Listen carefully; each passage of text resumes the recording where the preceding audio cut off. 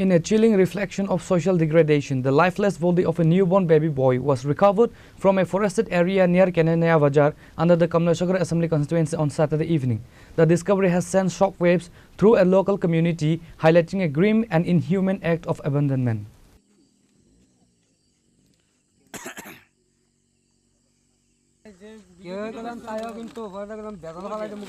Local residents were horrified to find the infant's body trapped among vines and branches in a jungle adjacent to farmland.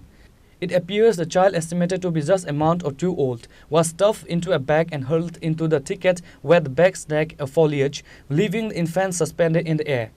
Crowds gathered at the spot as news of the incident spread, with many expressing grief over the beautiful child who was denied the chance to live.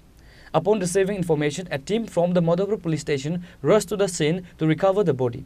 The police subsifted the body to the Madhopur hospital for a post-mortem examination.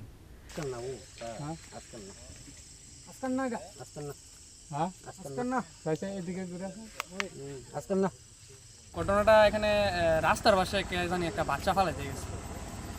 ওই বয়স কেমন হতে পারে মনে হয়? বয়স 7 থেকে 8 মাস এরকম ধারণা কি। তোমার কি মনে হয় ঘটনাটা?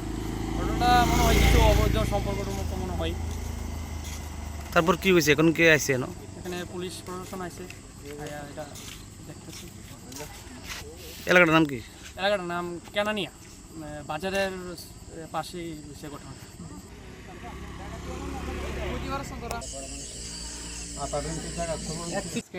বিকাল 5টা সাড়ে 5টার সময় আমরা একটা খবর পাইছি যে কেনানিয়া বাজার পারিয়া এখানে একটা রাস্তার সাইডে একটা বাচ্চা ঝুঁকি বনের মধ্যে তারা পাওয়া গেছে। কে বা কাহারা কোনো এটার কোনো ইতার নেই। কি মনে হয় ঘটনাটা? ঘটনা মনে হয় এটা যে কোনো অবৈধ কোনো সন্তান হইতে পারে। বাচ্চা 6-7 মাস হইব। এখন কি করছেন?